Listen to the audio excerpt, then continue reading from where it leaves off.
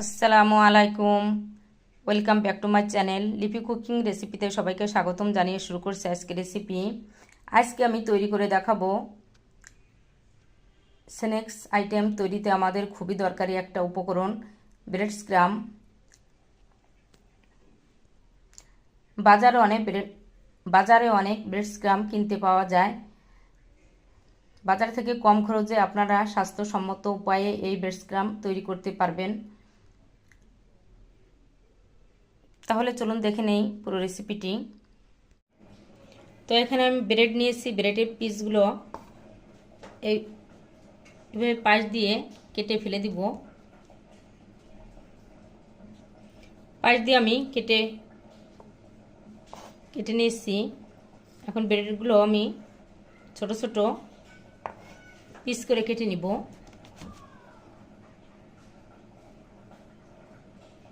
তো এইভাবে ছোট ছোট পিস করে কেটে নিব, ছোট ছোট টুকরো করে কেটে নিব। সাইডের এগুলো দিয়ে আপনারা ছোট ছোট টুকরো করে কেটে ব্রেড স্ক্রাম তৈরি করে নিতে পারেন। তো আমি সাদা অংশটা নিয়েছি, আর এই অংশটা দিয়ে পাশের সাইডের অংশটা দিয়ে করে নিব। তো ছোট ছোট করে কেটে নিব। আমি দুইভাবে কেটে নিয়েছি, সাইডের অংশ আর মাঝখানের অংশ। তো আমি এভাবে দুই প্রকার ব্রেড স্ক্রাম তৈরি করে দেখাবো। তো সাইডের অংশ দিয়ে এক প্রকার আর মাঝখানের অংশ দিয়ে এক প্রকার, দুই প্রকার তৈরি করে দেখাবো ব্রেড স্ক্রাম। তো এইভাবে আমি সবগুলো ব্রেড কেটে নিব। আমি সবগুলো পাউরুটির পিস দিয়ে এভাবে টুকরা টুকরা করে কেটে নিব। আমি দুই প্রকার কেটে নিয়েছি টুকরা টুকরা করে। তো আমি দুই প্রকার ব্রেড স্ক্রাম তৈরি করে দেখাবো।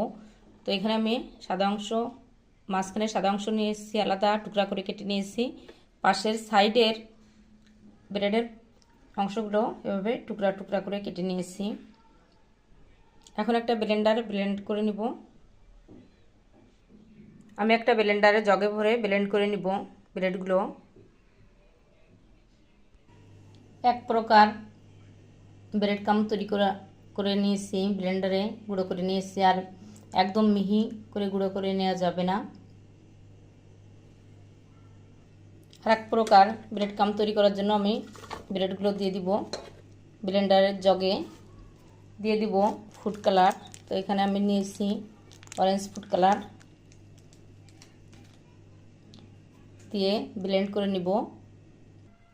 ফুড কালার দিয়ে এভাবে আমি বাকি ব্রেডগুলো ব্লেন্ডার করে নিয়েছি। একদম মিহি করে ব্লেন্ডার করা যাবে না।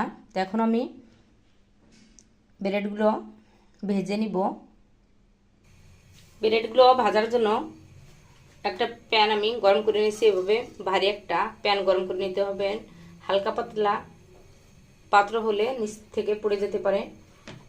মিডিয়াম জাল রেখে আমি ব্রেডগুলো ভেজে নিব, আর অনবরত নাড়তে হবে নিচ দিয়ে পুড়ে না যায়।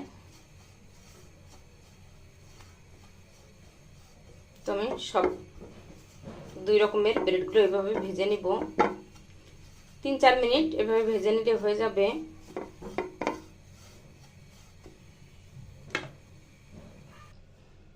লাল কালারের ভাজা হয়ে গেছে। এখন আমি সাদা ব্রেডগুলো ভেজে নিব।